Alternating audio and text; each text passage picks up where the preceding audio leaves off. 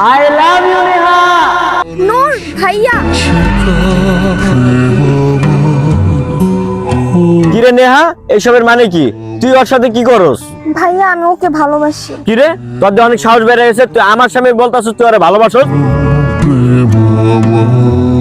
ভাইয়া আমার সামনে ওর গায়ে হাত দিয়েন না, আমি সহ্য করতে পারবো না।